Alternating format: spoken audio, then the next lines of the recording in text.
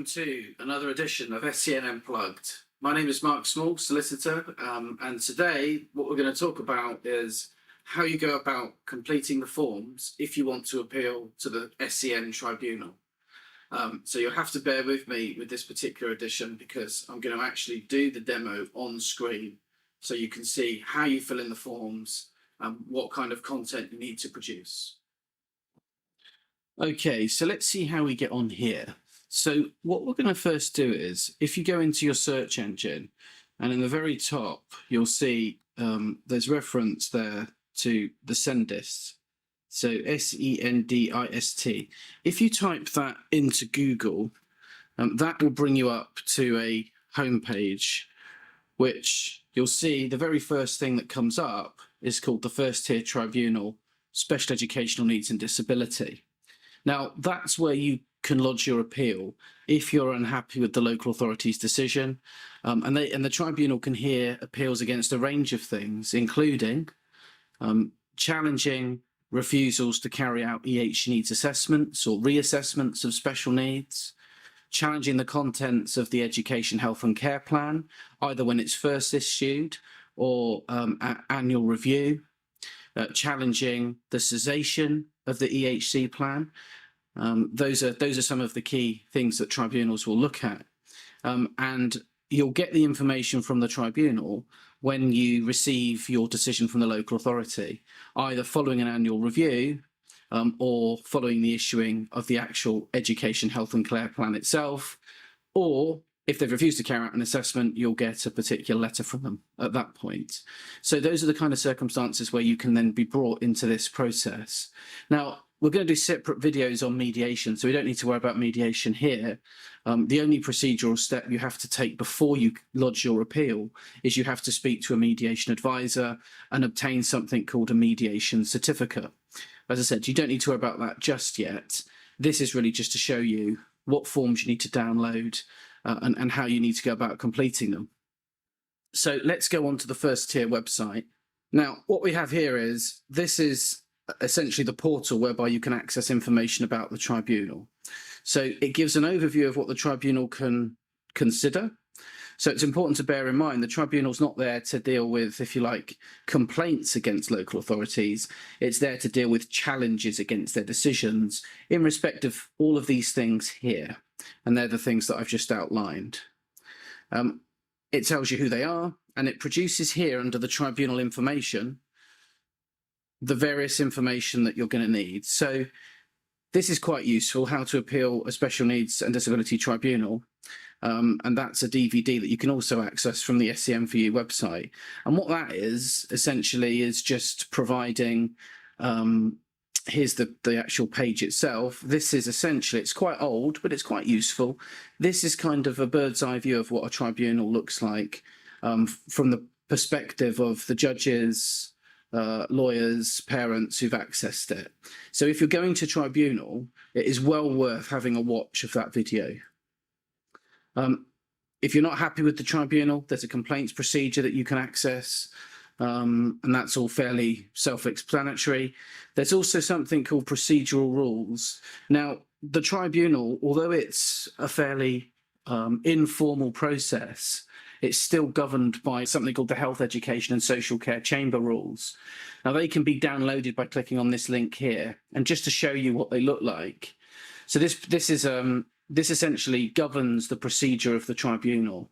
It deals with the duties of the parties to the tribunal under what's called the overriding objective. And that's here under Rule 2, you'll see.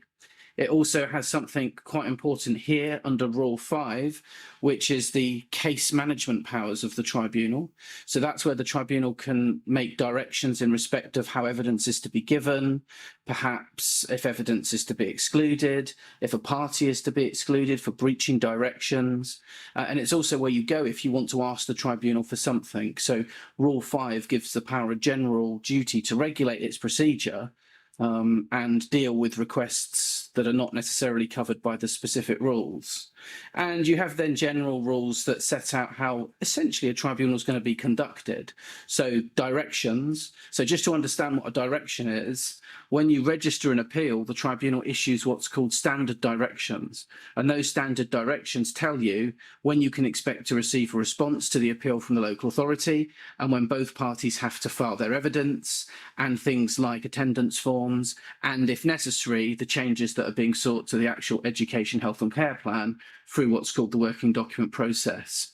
It also deals with situations where perhaps a party has failed to have regard and follow the directions.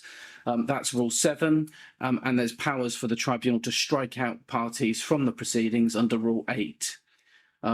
It's worth having a look at this and just being familiar with it. But essentially, these rules here govern the way the tribunal will manage your appeal. Then we go into the forms. So in the forms section, this is where you'll get all the information you need, really, to be able to register your appeal. So let's just have a little run through and see what's here. So the SEN Tribunal also deals with claims of disability discrimination. So if you want to bring a disability claim, these are the forms to be completed if you're the parent, or as I've said in earlier videos, the young person where they're 16 plus can also now bring their own claims. The request for changes form, so you're aware of this, if you want to do something, to submit something, then you fill in this form and you send it to the other party in the tribunal. And so what you can do here, just to give you an example, if you have a report that you want to submit after the further evidence deadline, you first ask the other party if they're happy for it to be admitted. You give them maybe a couple of days to respond.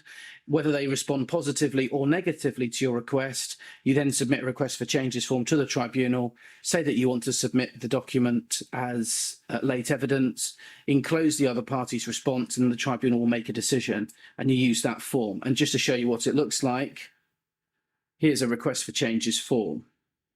So you'd fill up in this box here your child's name, the appeal number, the local authority, the type of appeal that you're currently in the middle of, and you provide details like the hearing date, and if applicable, the response, the date the local authority's response was due, and then you identify here. Now these here, in these little boxes, if I tick them, these are the directions, the standard directions that the tribunal can use using its case management powers that I've just talked about under Rule 5. It might be something different, and that's under the other box. So for example, if you want to provide additional evidence, you put that in other. And you would just simply state here in this box, so let me type something out. So to submit the EP report of Dr. Small, which was not available at the further information deadline. It's as simple as that.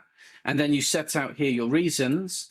So you would say something along the lines of, you know, the report is relevant to determine the issues in dispute, and you've asked the local authority for their views, and they've either given permission or refused. And if they refuse, then it's up to the tribunal to decide if they're going to allow that evidence.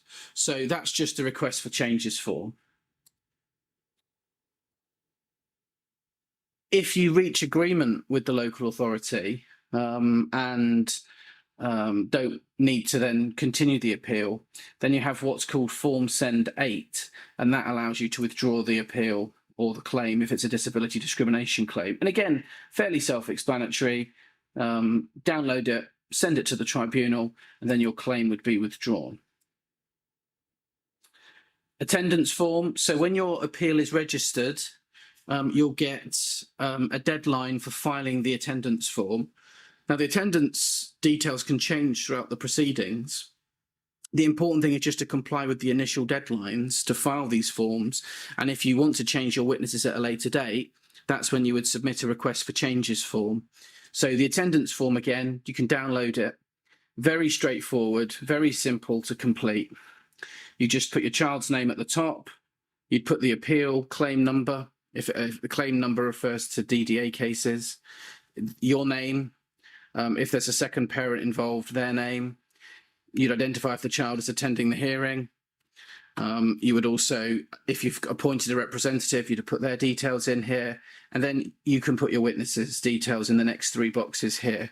Now, you can bring 3 witnesses to the tribunal. If you need to bring more, then you have to make an application for a 4th or 5th witness. The tribunal will grant those applications only in exceptional circumstances. So you'd have to be able to demonstrate why you can't provide the evidence either in the written format or why the case is exceptional that it needs to have more than 3 witnesses attending the actual hearing. And indeed, if there's a particular form, if you do want to bring additional witnesses, called Form SEN7, where you provide the details of your further witnesses. So that's the attendance form. The young person can also complete an attendance form where they're bringing the appeal. The local authority has to complete an attendance form, and it generally will submit that when it submits its response to the appeal. Now, there's some expenses that you can get from going to the tribunal, and this is the claim form that you would use, and you complete that at the end of the hearing if you want to try and recover some expenses from the actual proceedings. And the tribunal issues guidance in Form SEND15, which tells you the circumstances upon which expenses can be recovered. And generally, it's these things that I'm going to highlight here. It's travel expenses, no first class, I'm afraid, and mileage. You have to send your claim within 30 days after the hearing, and the tribunal will then consider whether to pay them.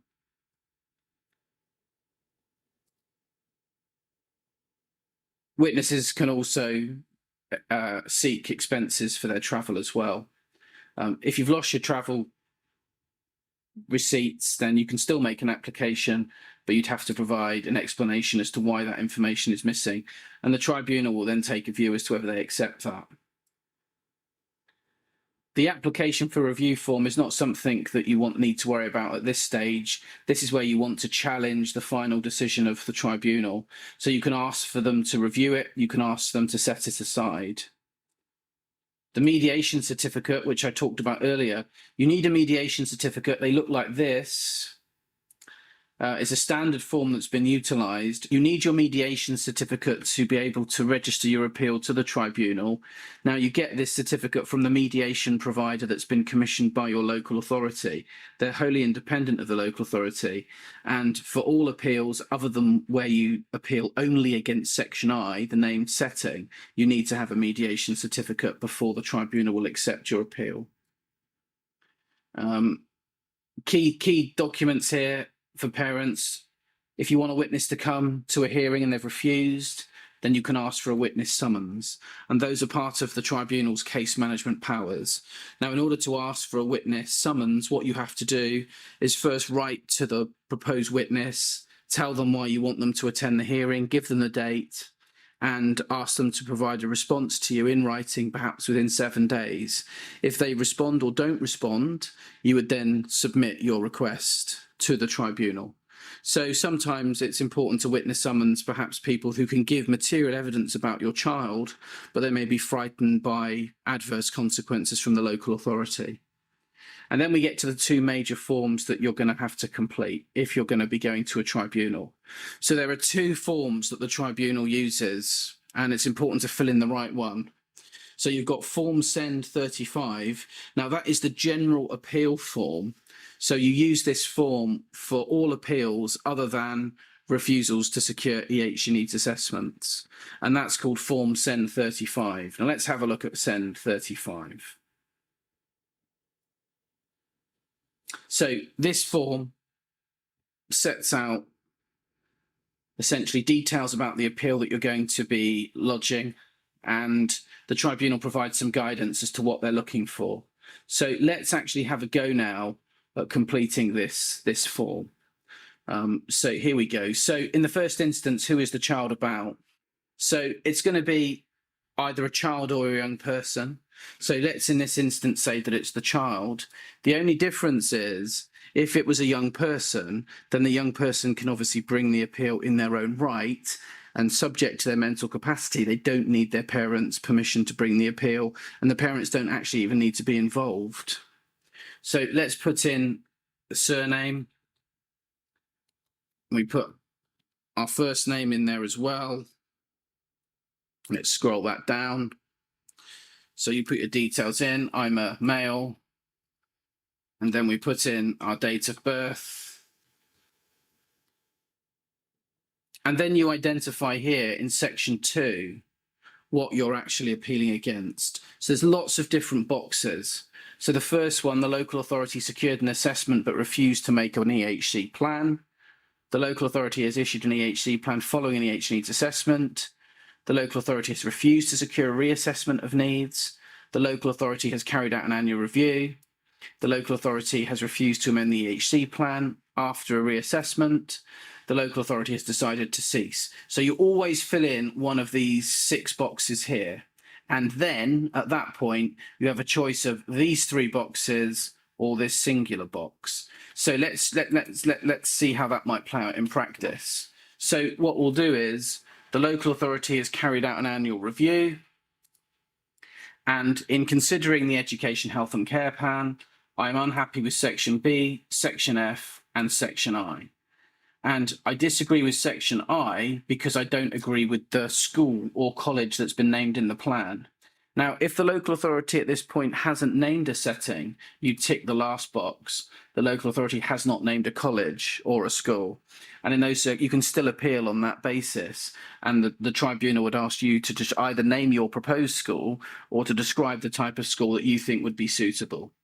So in this instance, let's leave it as a type of school or college, and then we can fill it in. So it's quite straightforward just looking at it. It's a tick box exercise.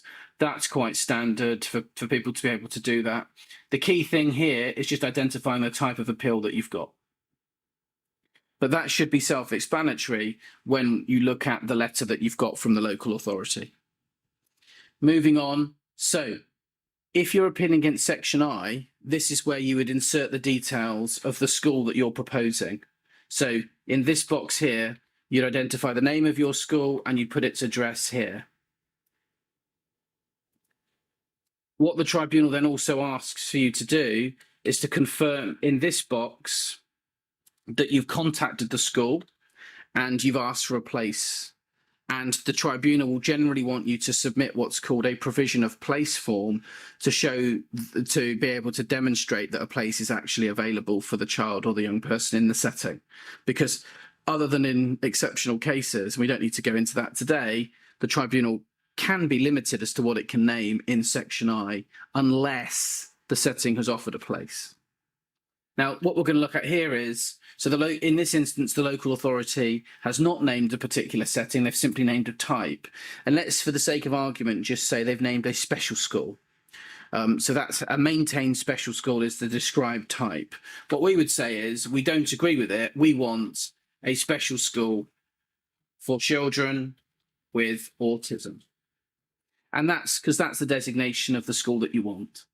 Now, since April 2018, the tribunal's also had the power to make recommendations in respect of the health and social care provision that's set out in sections C, D, G, and H of the EHC plan.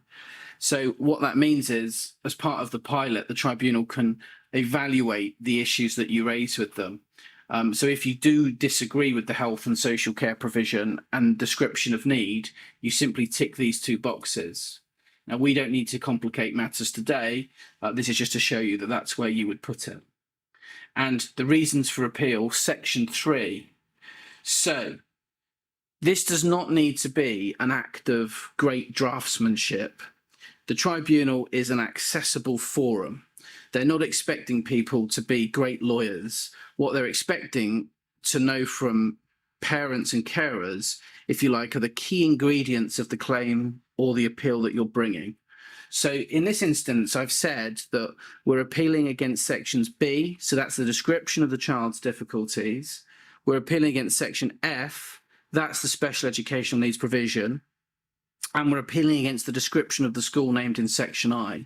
So let's just have a little look by example as to what you might include in these sections. So I want to tell the tribunal first why I'm bringing this appeal. So we might just say, I disagree with the local authority's EHC plan because it fails to properly specify Mark's needs and does not provide him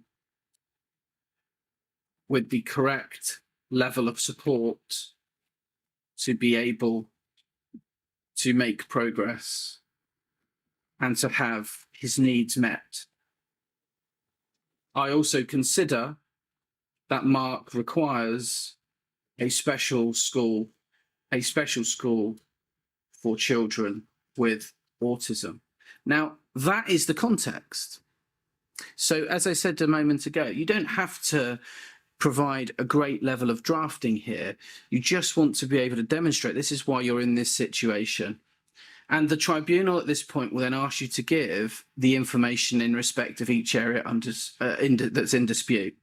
Now, again, at this point, you might not have all the information available because you might be looking to instruct private professionals to give you information about the changes that should be made to the EHC plan. So what we look at here is we look at the description of the difficulties as currently set out in the EHC plan. And what we say to the tribunal is things like this. The EHC plan fails to properly describe Mark's cognitive difficulties, and in particular, that he is not making progress in literacy-based subjects. So that might be a legitimate concern.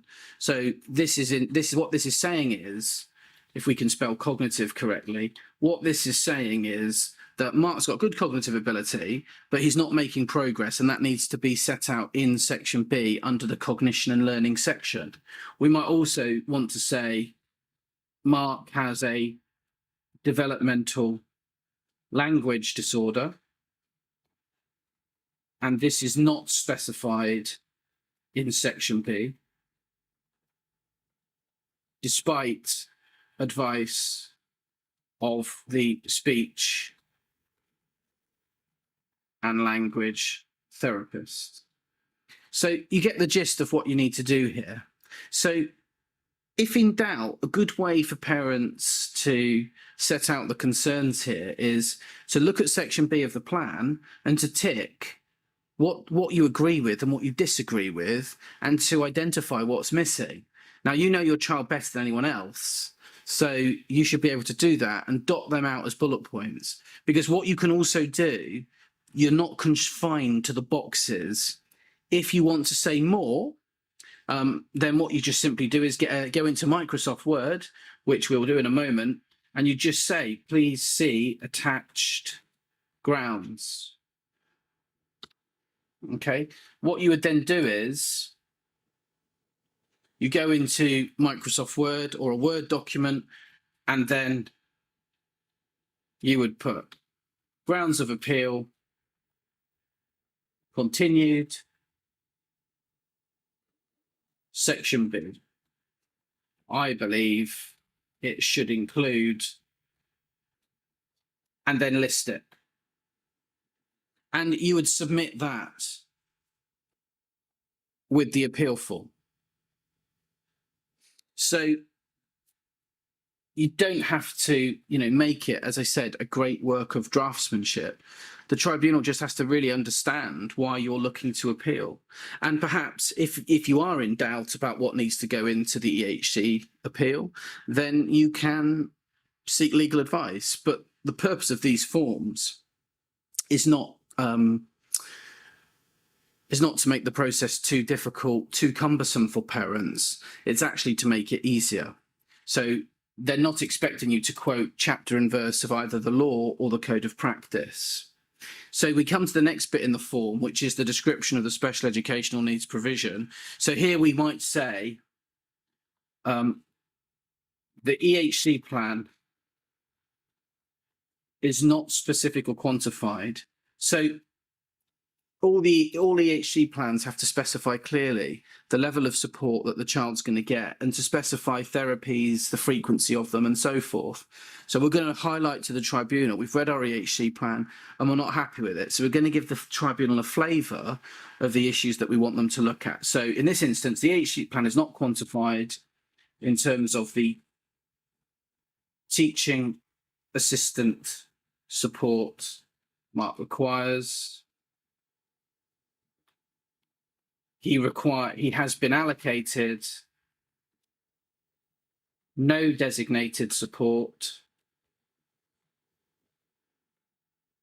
and we feel he needs 32.5 hours of adult support. Mark also needs quantified speech and language therapy, and to include both direct and indirect input from his speech and language therapist. That's it.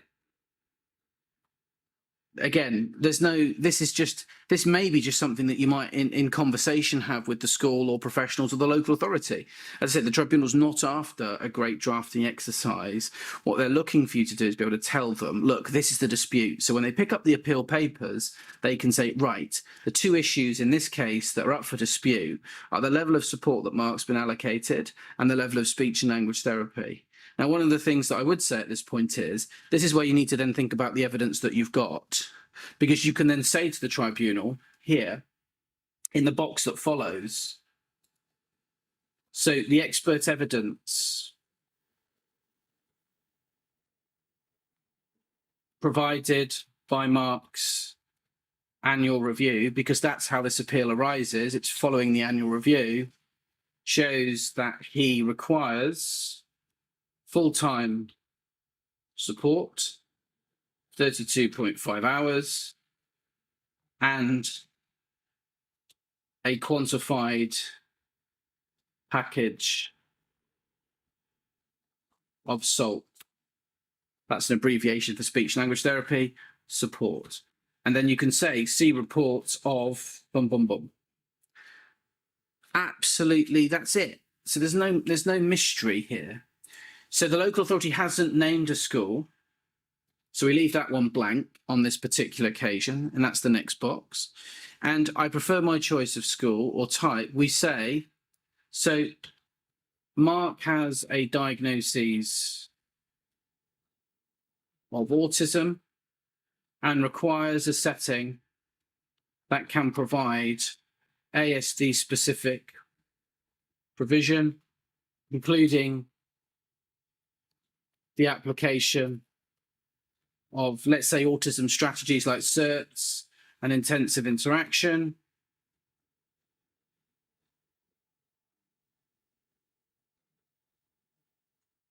Requires specialist staff who are trained and experienced in autism.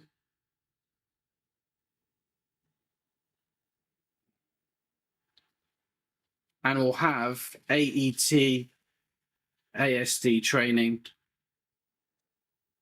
at levels 1 to 3.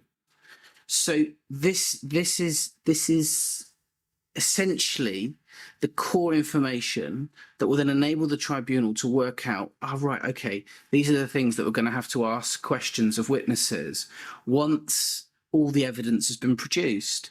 And this is just an opportunity at this stage for you to set out, if you like, the nuts and bolts of your case. You'll get a further opportunity at the further information stage, which I talked about earlier, to submit all your substantive evidence. And if necessary, to make further written submissions or fuller written submissions, which you can do using Word or even handwritten.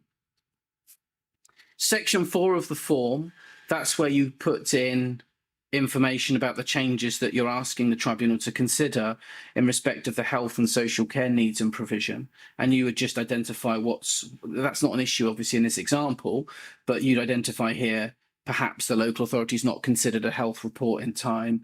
Perhaps there's a health provision that's not been recorded despite being in a report from, say, a paediatrician. Perhaps there's a social care assessment that's not been referred to, and perhaps they've not referred to the latest, I don't know, direct payments or social care assessment that's relevant and changes the child's social care provision. You deal with those in each of these boxes here if they're applicable. You then get to section 5, and section 5, you essentially insert the name of the local authority you're appealing against. So let's stick in the great, nice folks of Hertfordshire County Council. and you put in the date of the decision. Now you have 2 months to appeal. You get a further 30 days if you get a mediation certificate, if you need one. So you don't need one if your only appeal is against Section I. But other than that, it's 2 months to get the appeal in. And if you're late, you can still submit the appeal, and you can ask the tribunal to exercise its discretion using the SENDIST rules and its case management powers under Rule 5 to extend the deadlines. And you'd have to hear explain, my appeal is late, and give the reasons why. And sometimes there might be many reasons why an appeal is late. It could be because perhaps your child's been excluded from school and you've had to deal with the stress of that. It could be that you didn't receive the documentation in time. Whatever it may be, this is your opportunity in this box here to be able to explain to the tribunal why the appeal should still be admitted and why the tribunal should exercise its discretion. And here you want to be referring maybe to the tribunal rules. So as I talked about at the very beginning, there's an overriding objective, which is in Rule 2 of the tribunal rules. And that says that the tribunal has to look at, the needs of the child, look at fairness, and try to act in the best interests of all the parties, but having particular emphasis on the child. So you could say, it prejudices the child's education, perhaps maybe because they're out of school, maybe they're in an unsuitable school if the appeal is not admitted late. You then put the details in Section 6 of who's actually making the appeal. So for children under 16, it will always be the parent. You've got the young person if it's 16 plus, and you've got the alternative person. So the alternative person is someone who is bringing the appeal in the best interest of the young person because they don't have mental capacity to bring the appeal themselves. So in these, again, quite straightforward. You then set out the details of those that are bringing the appeal. If there are other people who are involved in the appeal, that's where you complete Section 7. So maybe you've got a deputyship order in the respect of a young person. Perhaps you've separated from your partner and your partner needs to be included because they have parental responsibility. You'd put those details in these boxes here. Now, the tribunal makes provision here for representatives. So in the first instance, you get the opportunity to include an advocate if you have one. So that's someone who's really going to help you maybe express your views at the hearing. So you put your advocate details here. You then also got your representative. So this is someone like myself, a solicitor, and your solicitor would normally complete this for you if you've instructed one. But if you haven't instructed one, and you've got someone who's going to represent you at the hearing, this is where you'd input their details. Now, what you do have to decide is who's going to get all the paperwork and deal with correspondence from the tribunal. And that enables you to do that in these boxes here. So if you're legally represented, your representative would get everything generally, and they would manage the appeal on your behalf. However, if they're not acting for you, if you've not got a lawyer acting for you, then it would obviously be parent 1 or parent 2 or the young person. The tribunal is also accessible, so it will need to make adaptations if you've got disabilities. So, for example, the provision of interpreters or signers. If you're a wheelchair user, it will need to be accessible. In this box, in Section 8, you need to tell the tribunal if those are issues for you, and they will then make the necessary arrangements. The tribunal can also deal with cases on the papers, but both parties generally have to agree that that is the case.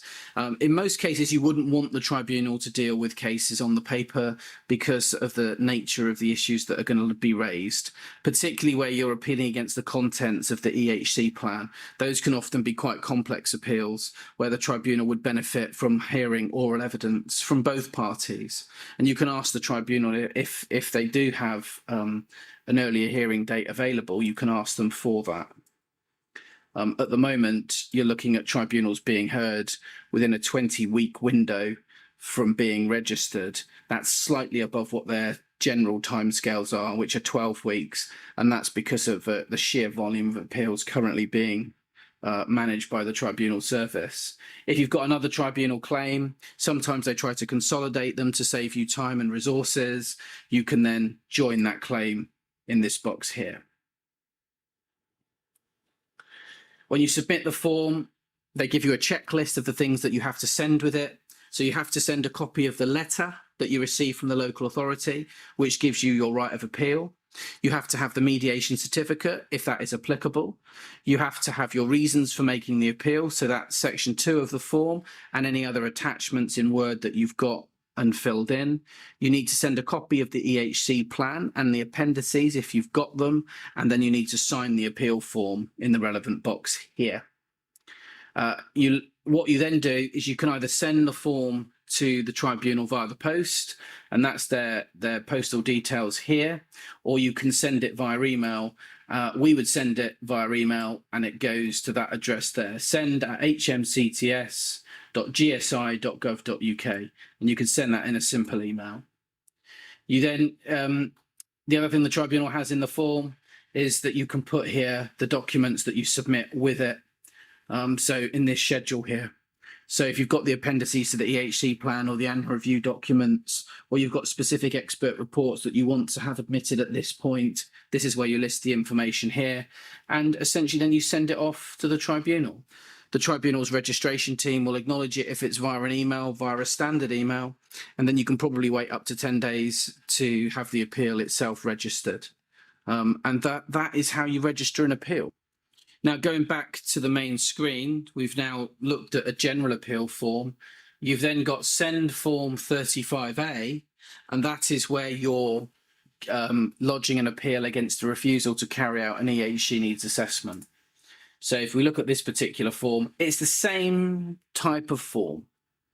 So it's just very subtly different because at this point, obviously, the child doesn't have a plan, and so the boxes that are regarding your dispute about section B, F and I are not applicable.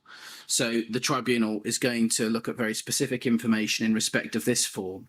So just bear that in mind. If you want to appeal against a refusal to assess, it's SEN 35A. We're going to look at that form now. So you've already seen this form. It's the same as SEND Form 35, except section 2 applies the law specifically related to EHC needs assessment. And what they want here is your assistance in addressing the legal questions. Now, they're not asking you to be lawyers here, but what the tribunal has to do is apply 2 different stages. And these are legal questions, and they are translating them in the form in layman's terms, which is quite helpful. So let's just have a little look at the first test the tribunal applies. So the legal test for an EHC needs assessment is set out at the very beginning of the form. You can see it here. And in the box below, question 1 that they ask you, whether the child or young person has or may have SEN. So what you would write in this box here, if your child's been diagnosed with particular difficulties, this is where you'd identify that diagnosis. If they haven't been diagnosed, then what we're talking about here are specific concerns in respect of their cognition and learning, their speech, language and communication, their social, emotional, mental health needs, or their sensory and physical needs.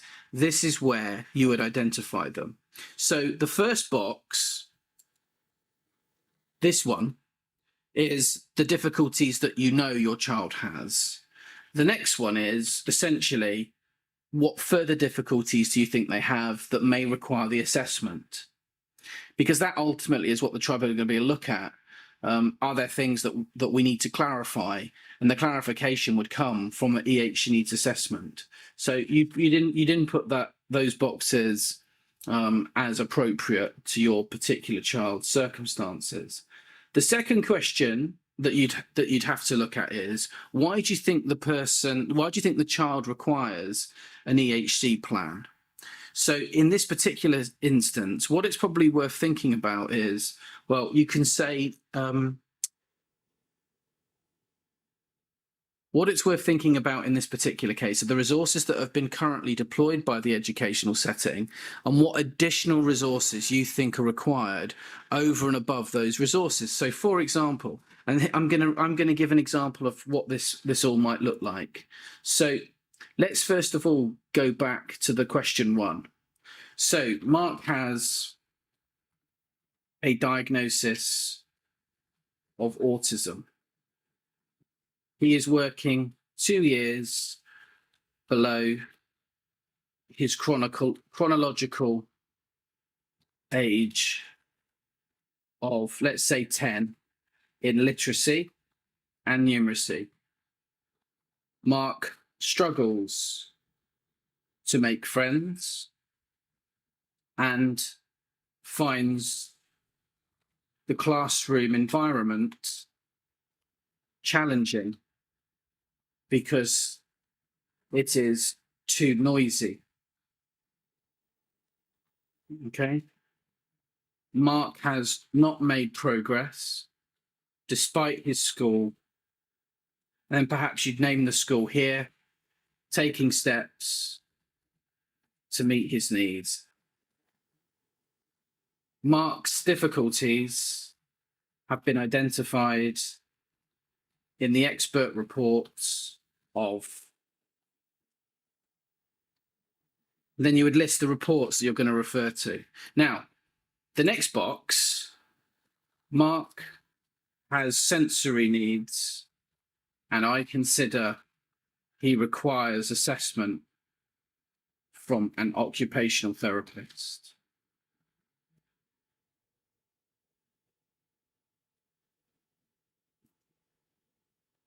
And so you just list here, if your child hasn't had input from experts, this is where you would list that this is why you think they need to have an EHC needs assessment. Now, whether the child may require an EHC plan, you would say, so Mark has been allocated 11.5 hours support by his school. This is insufficient to meet his needs. He requires full-time support, totaling 32.5 hours. This is above the resources that are available to the school. And that you might also then talk about, Mark requires specialist input to address his literacy and numeracy difficulties. This needs to be timetabled and quantified. Mark may need specialist teaching in these areas. To date, such provision has not been provided through the school-based resources. So you can see what you're doing here. These are all issues in both forms. These are all things that parents can more than competently manage. So to kick off an appeal is actually relatively straightforward. You just have to be able to, if you like, put your arguments together. But, if you're if you're having a drink with your friend in Starbucks and you're talking about, my child's difficulties at school, these are the kind of things that you would rattle off in that conversation. So don't be intimidated by the thought of having to go to a tribunal to have your child's needs enforced and provision provided, because quite frankly, the statistics will tell you that local authorities are absolutely awful at responding to and managing SEN tribunal appeals, and they generally lose 90% of these cases. So that tells you all you need to know. So that's just some examples of what you would have in those sections. We then get to section 3. That is the same as the last form. This is about the local authority that's made the decision, the date the decision was made, whether you're in time, whether you've got a mediation certificate. Now, for a refusal to assess case, you will need to have a mediation certificate. So you must speak to the mediation advisor promptly so that you can kick off your appeal. Section 4, now for refusal to assess cases, the SEN Tribunal generally hears them on the papers, but sometimes it will agree to have an oral hearing. So if you feel that you're not able to communicate effectively through written means, then ask for an oral hearing. So perhaps maybe you've got a learning difficulty yourself. Maybe you don't feel confident at being able to express your case in writing. In those circumstances, you set out here that you don't agree to a paper hearing and that you want an oral hearing, and you give your reasons here. And generally speaking, the tribunal will allocate it an oral hearing. If you've got another claim going, that's where you provide the details here. Again, the reason for that is so that the tribunal can try and consolidate them. And again, you've got the same box, section 5, which is about who's making the appeal. Is it the parent, is it the young person, or is it the alternative person? And you provide in this aspect of the form, again, the personal details of the person bringing the appeal and anyone else involved in the appeal or who needs to be involved in the appeal in section 6. Again, you get the opportunity to put details in of the advocate you've appointed or the representative, and they provide their details in that part of the form as well. And again, you decide who is going to deal with the appeal papers. And section 7 and 8 are again exactly the same as the last form, in the sense that you'll get asked if there is to be an oral hearing, then you can provide the tribunal with details about the adjustments that you might need to have made. For example, again, an accessible venue, signer, interpreter, hearing loops, whatever it may be. So again, section 8, you've got a checklist of information here that you have to send with the appeal form. So you've got your letter that refused the EH needs assessment. You'd have the mediation certificate. You'd have the reasons for the appeal. Those will be set out in the form, or again, you can set them out in a separate Word document or handwritten document, whatever you feel comfortable of. And then at section 9, you would sign, where applicable, you would then sign the form and send it back to the tribunal. Again, that can be sent electronically or it can be sent via the post. If you're going to send it via post, then it's always better, I think, to send it by recorded delivery, so you know that the tribunal has received it. I personally prefer to always send them by email because you can then track them with a read receipt and a delivery receipt. And again, you have the opportunity in this part of the form to put in the evidence that you've got at the moment. You don't have to submit everything at this point if you haven't got it. You'll be given a deadline for further information by the tribunal when it issues the standard directions. And they issue the standard directions in all types of appeals when the appeal is first registered, and that's usually within 10 days of sending these forms to the tribunal. So that was just a quick video to show you the forms that you need to complete when you want to register an appeal with the First Tier Tribunal. If you want to download some precedent documents to refer to, then there are some on the SEN for your website. I hope you enjoyed the video. Share, comment, like, subscribe, as always. I'm Mark Small. Let's make SEN great again.